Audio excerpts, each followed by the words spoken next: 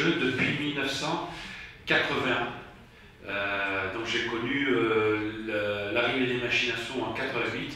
C'est une partie importante puisque les jeux pratiquaient uniquement les jeux de table, la roulette, le blackjack, le 30 et 40, des jeux comme la boule aussi. Et c'était un secteur qui était en voie de disparition. Et grâce à l'arrivée des machines à sous en 88, ça a permis de relancer l'activité et aujourd'hui d'avoir à peu près 189 casinos en France. Alors les jeux c'est une vieille profession, puisque les jeux ont toujours existé depuis la nuit des temps. Les recherches ont fait qu'on a trouvé les premiers casinos 4 siècles avant Jésus-Christ dans l'Inde antique. Ils appelaient ça des sabbats, où c'était la pratique des jeux de dés, et c'était très contrôlé.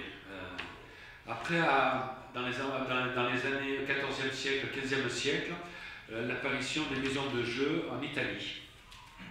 Et au 14e siècle, 15e siècle, les jeux se sont développés sur l'Allemagne et sur la partie nord de l'Europe. En Italie, les jeux ont pris beaucoup d'importance, notamment sur des villes comme Sienne, Pise, Vérone, et c'était une partie qui était non régulée. Les jeux, ça se pratiquait, bien sûr, comment vous dire ça, c'était un peu l'exploitant qui menait ses propres règles. Donc ça a mené pas mal de désordre, et Saint-Bernardin a provoqué une réunion en demandant la suppression des casinos. Chose qu'il a réussi à avoir, puisque les jeux ont fermé à partir du XVe siècle en Italie, ça n'existait plus. Il a fallu attendre 1638 pour revoir une maison de jeux apparaître sur Venise. Donc on s'aperçoit déjà à l'époque que le monde des jeux venait déjà depuis bien avant on va dire la naissance de l'intelligence dans le monde, puisque on s'est aperçu bien plus tard que le jeu servait aussi à développer l'intelligence. Donc 4 siècles avant Jésus-Christ, il y avait déjà des maisons de jeux, ça menait toujours quand même un peu le désordre. Donc la religion venait se mettre au milieu en disant attention, il faut moraliser ces parties-là, sinon il faut les fermer. Et ça, on le verra plus tard aussi, qu'il y a toujours eu des hauts et des bas sur les autorisations des jeux. 18e siècle, les jeux en France, c'est Napoléon Ier, le 24 juin 1806, qui autorisa l'exploitation dans les villes thermales pendant les cures, c'est-à-dire pendant la saison des eaux minérales. Ça, c'est important, puisque on retrouvera plus tard dans la réglementation des jeux, ce que Napoléon a écrit a perduré dans le temps. Donc là, c'est une photographie où on voit des Romains jouer la tunique de Jésus-Christ au dé. Alors, un rappel sur l'étymologie du mot jeu. Le mot jeu vient du latin jocus, qui veut dire activité non imposée à laquelle on se doit de se divertir, tirer du plaisir, se livrer au jeu de son âge. C'est giocare, mais aussi on retrouve ça giocare, gioco en italien, se livrer à des jeux, se divertir, se distraire.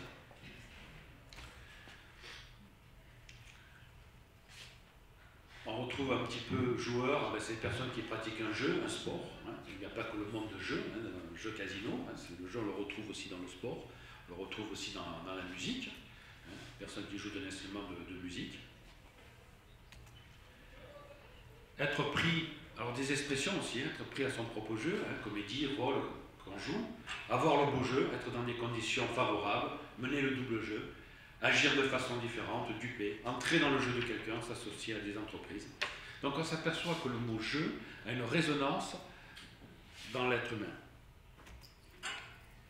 Et c'est là-dessus que toute la partie marketing sera basée, sur la résonance du mot jeu, ce que ça évoque en nous. D'où vient le mot casino? Casino, c'est en 1740, on retrouve le mot casa, qui veut dire petite maison. C'était les maisons de campagne. La casa, qui deviendra au XVIIIe siècle le caserne. On va au caserne, on va au casino. La casa, c'était aussi une maison de bordel. c'était des maisons où se retrouvaient le jeu et des femmes. C'était d'ailleurs un petit peu ce qu'on voit aussi dans la photographie. C'était le lieu où on trouvait le plaisir. Et où on pratiquait le plaisir, c'était dans les endroits où on allait se soigner. Donc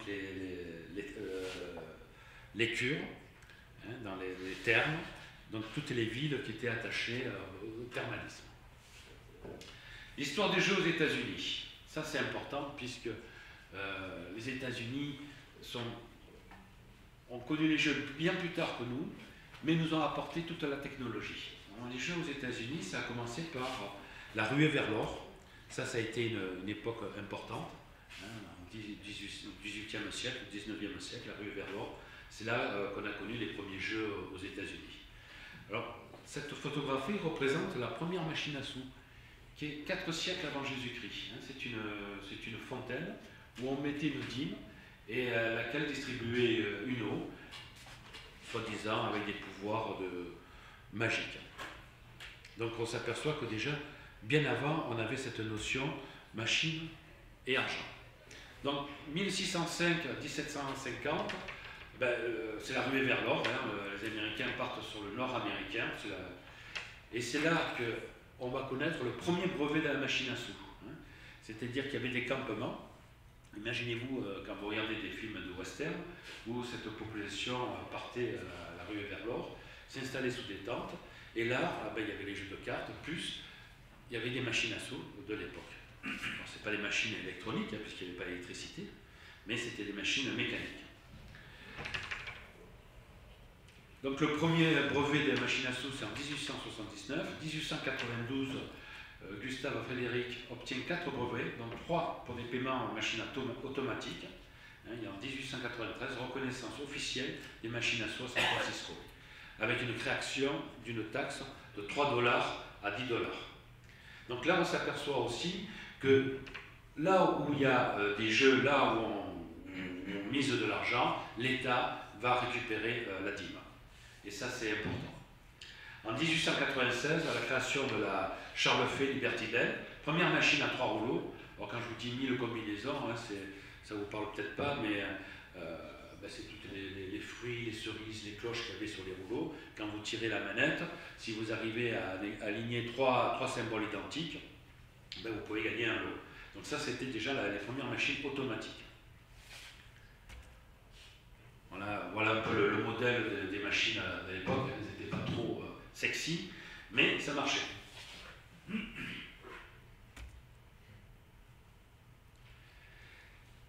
Alors ça, c'est la légende. Hein. On dit qu'en 1906, un incendie ravagea San Francisco et que dans l'immeuble de Charles Fay, l'inventeur des machines à sous, toute son usine fut détruite, il retrouva quelques pièces d'or et à partir de là, il a pu relancer son activité, et ce qu'aujourd'hui, qu'a donné plus tard la vente de nombreuses machines à sous et le développement des casinos américains. En 1909, un conseil municipal à San Francisco autorise 7 machines maximum par tabac avec une taxe progressive. Alors ça, c'est important, cette notion. Hein. On autorise un quota de machines à sous, mais on met toujours une taxe, hein, avec bien sûr une réglementation qui supervise l'installation de ces machines. En 1910, pétition, intervention de marchands de banquiers qui veulent interdire l'obtention de ces machines à sous. Donc à partir de là, on va supprimer les machines à sous.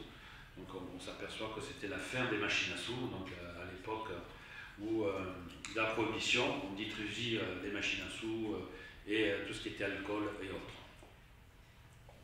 Donc là, pareil, aux États-Unis, on retrouve encore ce cas-là. Hein. On autorise les jeux, on les interdit, on autorise et on interdit. 1911, le gouverneur de Californie signe un décret d'interdiction d'exploiter les machines à sous. Et beaucoup plus tard, en 1921, on va réautoriser les machines à sous. Et là, c'est à partir de 1931 que va naître ces fameux casinos à Las Vegas, dans l'état du Nevada.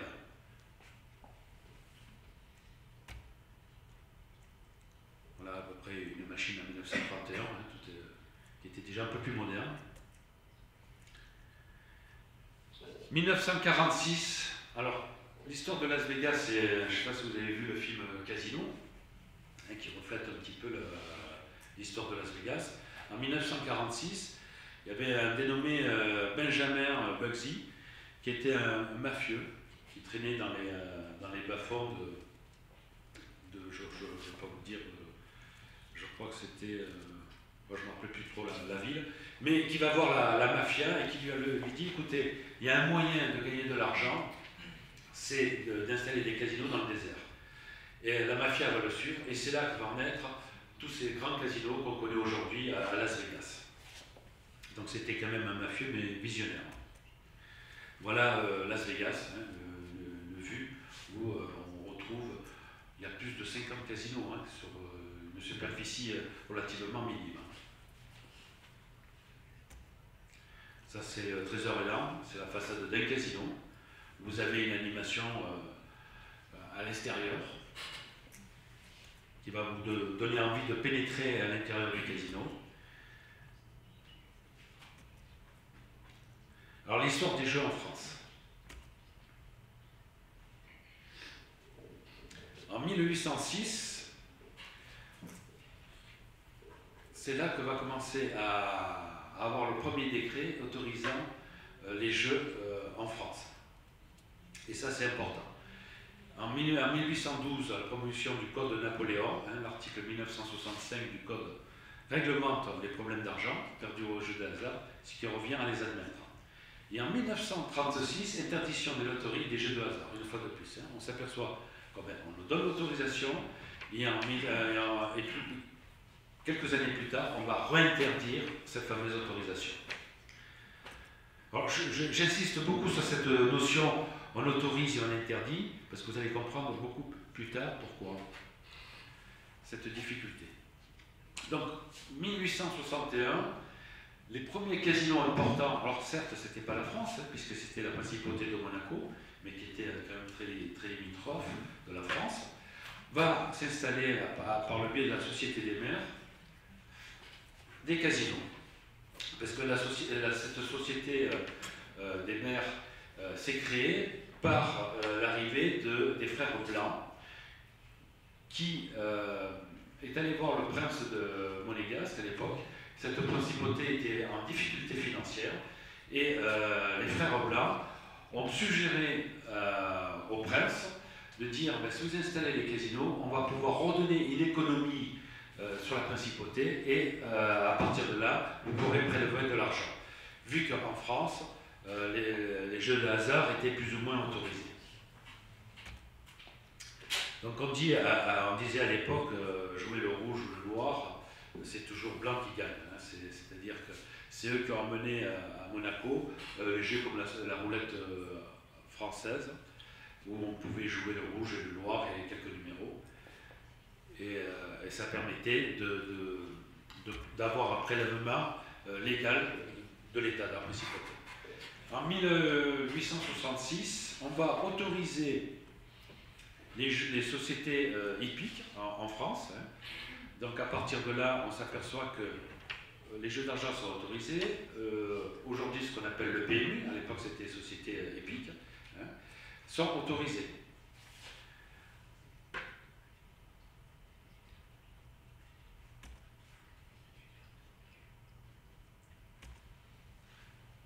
En 1904, nomination d'une commission chargée par le ministère de la Justice de préparer un projet sur la loi des jeux. Ce qui va donner le 15 juin 1907 l'autorisation d'exploiter les jeux en France. Et là, à partir de là, on va mettre en place une réglementation des jeux. Alors cette autorisation, ils vont y mettre 3 critères importants. Hein. Ils disent, ok, on autorise un casino à ouvrir dans une station thermale, à condition qu'elle a 3 activités. Une activité de restauration, une activité d'animation, et elle ne peut être affermée, hein, c'est-à-dire qu'elle ne peut être sous-traitée. Voilà les 3 conditions pour pouvoir exploiter un casino. Donc là, on voit la loi du 15 juin 1907, avec les différents articles, où on précise que pour avoir l'autorisation d'exploiter les casinos. Ce sera bien sûr dans les stations balnéaires, thermales, climatiques, et en exerçant ces trois activités.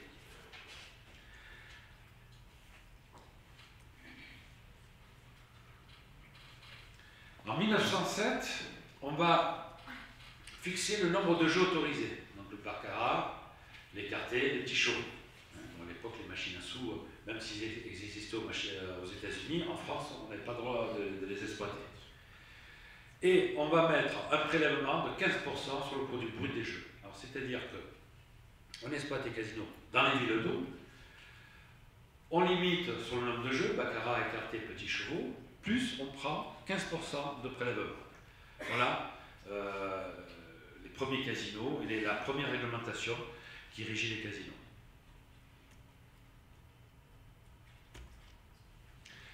En 1920, au 31 juillet, on va autoriser les casinos en dehors de Paris, mais à moins de 100 km. C'est-à-dire que Paris ne pourra pas avoir l'autorisation d'exploiter le casino. Enghien, qui est très proche de Paris, puisque c'est limitrophe, aura l'autorisation beaucoup plus tard. Donc, on dit, on peut exploiter le casino dans les villes thermales, balnéaires, climatiques, mais Paris interdit.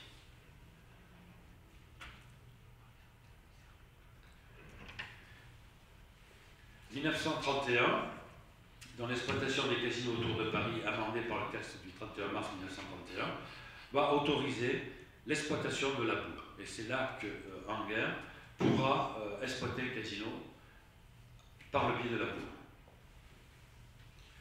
Donc, ce qu'on peut, ça c'est le casino d'Enghien, ce qu'on peut dire à ce niveau-là, c'est que la France est assez compliquée. C'est-à-dire par rapport aux Américains, où c'est un pays très libéral, où les casinos n'ont pas posé de problème. On les a situés sur 3 États, Nevada, Reno et Atlantic City. Et là, les casinos se sont développés et exploités. En France, ça a toujours été un secteur un petit peu difficile, un petit peu tabou. Vous avez vu qu'on autorise, après on ferme, après on autorise, mais on ne met pas plus de 3 jeux. Là-dessus, on va mettre un prélèvement de 15%, et vous allez voir que par la suite, de 15%, on va passer à des prélèvements beaucoup plus importants, ce qu'on appelle le prélèvement progressif, qui va taxer le produit des jeux sur des tranches de 10 à 80%. Donc, on dit, oui, vous avez l'autorisation d'exploiter un casino, mais à condition que vous reversez une taxe.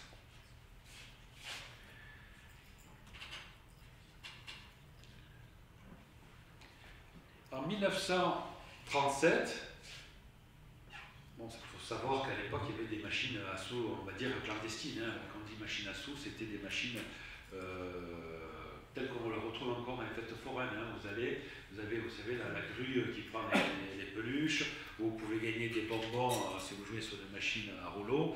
À l'époque, c'était ça. Dans les bars, il y avait ces fameuses machines-là, mais au lieu de gagner une peluche et des bonbons, on vous donnait de l'argent. Donc, en 1937, on va mettre un terme, on va réglementer ça en disant c'est interdit. Comme ça, la police pourra intervenir dans ces lieux-là où ils trouvent ces types de machines. Donc, vous voyez que on borne bien la réglementation des jeux. Et en 1959, le fameux décret du 22 décembre, arrêté du 23 décembre 1959, on va la mettre, vraiment la réglementation des jeux. On va définir l'autorisation des jeux, les modalités d'administration d'un casino et les règles de fonctionnement des jeux. Je ne rentrerai pas dans tous les détails, mais les définitions d'autorisation des jeux, c'est pas dans toutes les villes, il faut que les villes soient classées, balnéaires, climatiques, thermales, et plus tard ça sera touristique. Les modalités d'administration d'un casino, c'est le chapeau, la société, ça peut être une SA, une SARL, une SAS. Voilà, ça c'est les modalités d'administration d'un casino avec un directeur, un PDG, et les règles de fonctionnement des jeux, c'est-à-dire qu'on va établir des règles, comment on pratique le blackjack, comment on pratique la roulette, et ainsi de suite.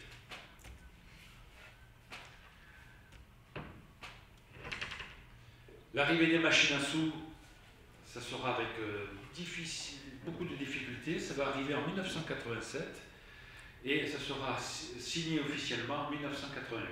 Voilà.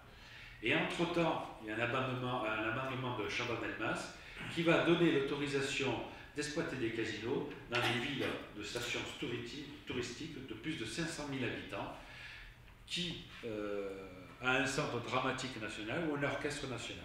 Et ça, c'est important. Hein. C'est-à-dire qu'en 1988, Chaban-Delmas va autoriser des villes comme Marseille, Toulouse, Lyon, Lille, à avoir un casino, Bordeaux, à avoir un casino. Et vous verrez que là, pareil, on va rencontrer beaucoup de difficultés puisque ces premiers casinos vont apparaître dans des grandes villes. Ça sera en 2002, 2003, c'est à Lyon. Donc de 88 jusqu'à 2002. À chaque fois, il y a toujours eu un refus d'ouvrir des casinos dans les grandes villes. Voilà. Donc ben voilà, 2000 Lyon. Alors, vous allez me dire pourquoi à chaque fois il y a un refus. Ben, toujours pour ce côté de moralité, parce qu'on a peur que si on ouvre des casinos, soit à Paris, soit dans des grandes villes, ça amène des personnes en difficulté à jouer. Donc l'État a toujours été prudent et cette culture aussi judéo-chrétienne chez nous qui est très forte, où le jeu c'est mal vu, c'est interdit, c'est pas de bonne fréquentation.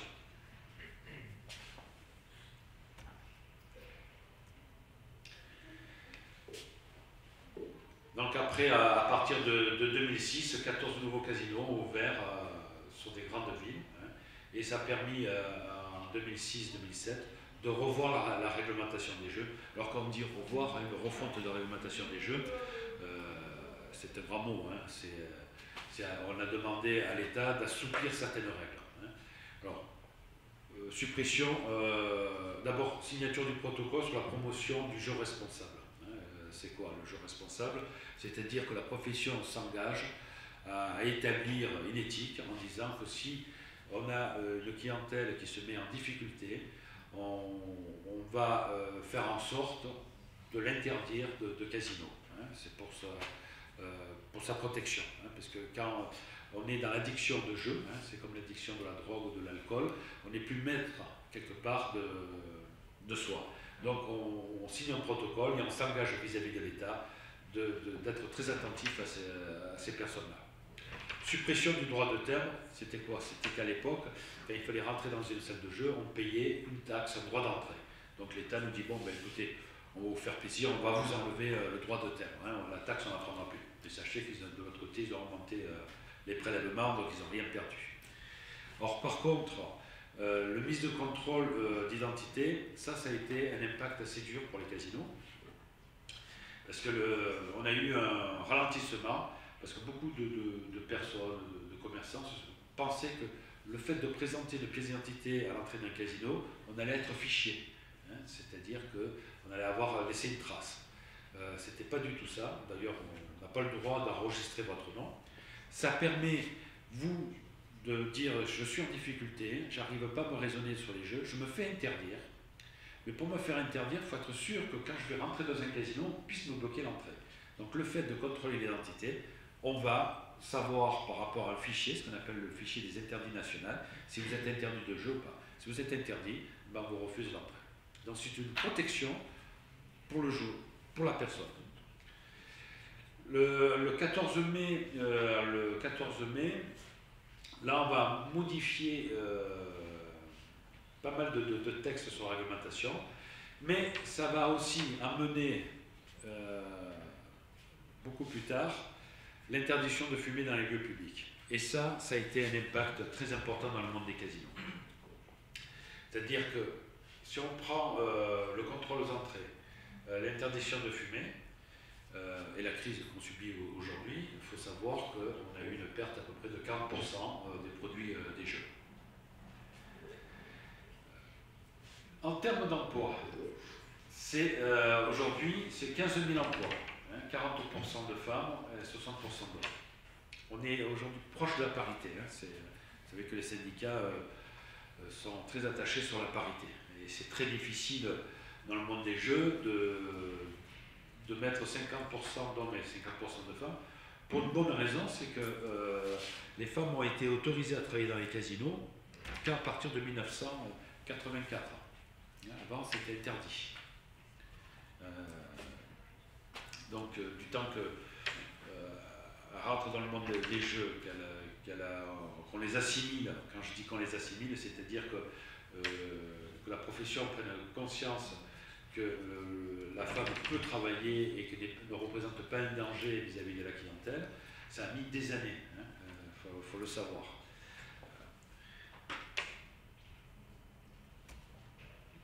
Aujourd'hui, c'est 189 casinos en France. Alors ça fluctue entre 180 et 189. Je pense que sur l'année 2014, on va redescendre à peu près dans les 180, 183 casinos, parce qu'il y a quelques établissements en 2013 qui ont fermé, qui se trouvent dans des petites communes où ils ont eu pas mal de difficultés financières. Ça, c'est quelques chiffres que j'ai pu avoir jusqu'en 2007, où on s'aperçoit que la Française des Jeux, ça représente près de 37, non plus que ça, c'est 3 704 millions d'euros, le chiffre d'affaires. Le produit des jeux, c'est 2753 millions de produits. Alors c'est pas le résultat, c'est pas le bénéfice, c'est le produit, c'est les enjeux. Et sur le PMU, c'est 2370 millions d'enjeux. Le PMU qui est en forte progression, puisque depuis peu, avec l'arrivée des jeux en ligne, ça a permis de développer cette activité-là. Voilà, ça c'est quelques chiffres. Alors là, on va rentrer un petit peu dans ce qui vous intéresse.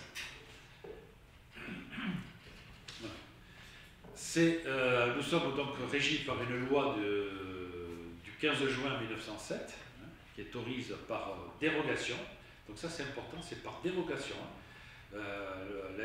l'autorisation d'exploiter un casino. Donc ce qui nous amène toujours une profession un peu marginalisée, avec une précarité de situation et toujours une épée de Damoclès, parce que demain on peut dire la dérogation on l'enlève et vous n'avez plus le droit d'exploiter le casino. Alors, les organes de tutelle. Vous avez le ministère des Finances, la direction de la comptabilité publique, tout ce qui est prélèvement, tout ce qu'on paye, les enjeux, on prend un pourcentage sur les enjeux. Ça, c'est géré par le ministère des Finances. La partie ministère intérieur est là pour réguler le fonctionnement des jeux, regarder la sincérité des jeux, et donner les autorisations. Et nous sommes reliés à la collectivité par une délégation de service public. C'est-à-dire que, d'abord, on ne peut pas exploiter des casinos dans toutes les villes. C'est pas possible. Il y a des critères, c'est thermalisme, balnéaire, climatique, et des villes ayant plus de 500 000 habitants. Et une fois qu'on répond à ce critère-là, il faut que la mairie nous autorise à nous installer. Donc à partir de là, il y a un contrat qui s'établit un contrat qui est une délégation de service public.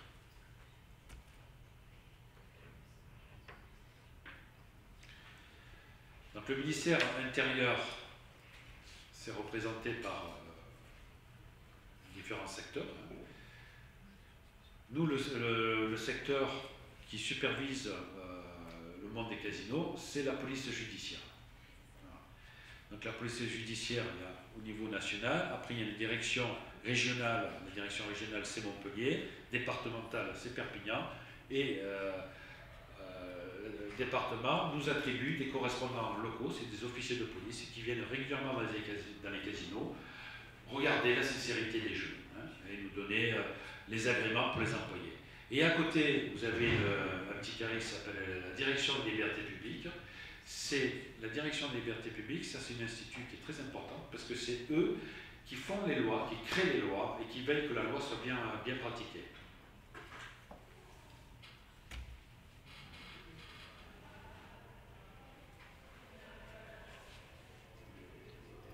Donc ça c'est Bercy, le grand bâtiment blanc qui est au bord de la Seine.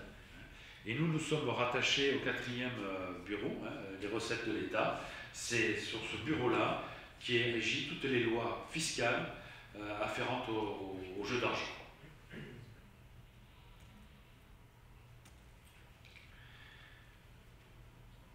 Alors, critères d'implantation des casinos, les obligations, délégation de service public. Alors, comment ça fonctionne? Comme je vous ai dit, il faut qu'elle soit classée balnéaire, thermale, climatique, touristique. Voilà, ça, c'est le premier critère. Obtention, autorisation par la mairie et ministère de l'Intérieur. Exploitation de 3 activités, jeux, restauration, animation. Déjà, il faut avoir ces 3 critères. Délégation de service public. Alors, il faut savoir que la délégation de service public, c'est pas vieux, hein, ça date de la loi Sapin 1993. Hein, parce que pour avoir, comment dire, pour que ce soit transparent entre la commune et le délégataire, et surtout par rapport aussi à l'État. La municipalité lance un appel d'offres, c'est-à-dire qu'elle fait, par la voie légale, elle va dire j'ouvre un casino sur ma station. Tout candidat qui serait intéressé de répondre à cet appel d'offres vient rechercher un pré-cahier des charges qui est disponible à la mairie. Donc, quand la mairie lance l'appel d'offres, que ce soit notre groupe Joie, Partouche, Barrière, tout ça, on va les retirer un dossier. Le candidat répond au pré-cahier des charges, c'est-à-dire que la mairie peut dire, écoutez, voilà, nous, ce qu'on veut, c'est un casino de tant de superficie, tant d'activités, situé à tel endroit, et ce qu'on voudrait, c'est que vous nous faites part d'une proposition sur l'animation et ce que vous pouvez apporter à la commune. Donc, à partir de là, on va faire un projet, on va donner ça à la mairie, il va y avoir une première sélection. Alors d'abord, la mairie va monter un comité qui va analyser les différents dossiers. Ils vont réceptionner les dossiers, ils vont analyser et ils vont sélectionner les meilleures offres et les meilleures garanties pour la commune. À partir de là, va s'enclencher une négociation entre la commune et les candidats, et la mairie va retenir le candidat pour elle qu'elle estime qui est le plus favorable et qui répond le plus positif à l'appel d'offres. La durée de la concession peut aller de 6 ans, de 4 ans jusqu'à 18 ans. Une fois qu'on a la concession, c'est-à-dire que la mairie nous a donné son cahier des charges, son prélèvement, le prélèvement ne peut excéder 15%, à partir de là, il faut pouvoir faire une demande d'autorisation de jeu. C'est-à-dire qu'on peut avoir obtenu la délégation au service public, mais on n'est pas sûr de pouvoir exploiter le casino. Et à partir de là, il va falloir monter un deuxième dossier où on va expliquer le nombre de machines qu'on va mettre en place, le type de jeu qu'on va avoir, le nombre d'employés, le type de restauration qu'on va mettre en place, le type d'animation qu'on va mettre en place, avec une description assez précise, le nombre d'employés, et à partir de là, ce dossier va partir à Paris, au ministère de l'Intérieur, pour avoir une autorisation de jeu. Et cette autorisation de jeu a une durée maximum de 5 ans et minimum de 1 an. Alors, vous voyez un petit peu la difficulté. Hein, je suis exploitant de casino, je vais répondre à un cahier des charges et essayer d'avoir la délégation de service public. Donc il faut savoir qu'il y a des coûts financiers, hein, parce que vous faites un beau projet, hein, c'est pas 4 feuilles de papier, hein. Vous partez comme ça avec un dossier épais comme ça, avec un projet, donc il y a un coût. Une fois que vous êtes retenu, il faut l'autorisation du ministère de l'Intérieur. Si vous n'avez pas l'autorisation du ministère de l'Intérieur, vous ne pouvez pas monter le casino. Une fois que vous avez l'autorisation du ministère de l'Intérieur, à partir de là, vous allez pouvoir construire. Et là, il y a eu un grand effort qui a été fait, hein, notamment dans la refonte de la réglementation de 2007. C'est-à-dire qu'avant, il fallait avoir le bâtiment pour pouvoir demander l'autorisation des jeux. C'est-à-dire que, imaginez-vous, que vous allez construire un immeuble, Vous allez investir dans un immeuble et vous n'allez pas pouvoir mettre des locataires. Voilà. Et c'est pas sûr d'avoir des locataires. Qu'est-ce que vous avez aussi? Vous avez aussi la comptabilité publique. Ça, c'est important. Une fois par an, même tous les 2 ans, vous avez un contrôle du ministère des Finances qui vient vous contrôler toute votre comptabilité, qui vient vous contrôler tous les flux financiers. Pour voir le euro que j'ai mis dans la machine à sous ou que j'ai mis sur la table de jeu, est-ce que je le retrouve bien dans les recettes, est-ce que c'est bien déclaré, hein. Donc c'est vraiment très très très suivi. Et comme nous avons une partie restauration, nous avons aussi les douanes, nous avons le service vétérinaire qui vient nous contrôler, hein. Ça c'est une partie aussi importante. Bon, mais écoutez, merci de votre attention.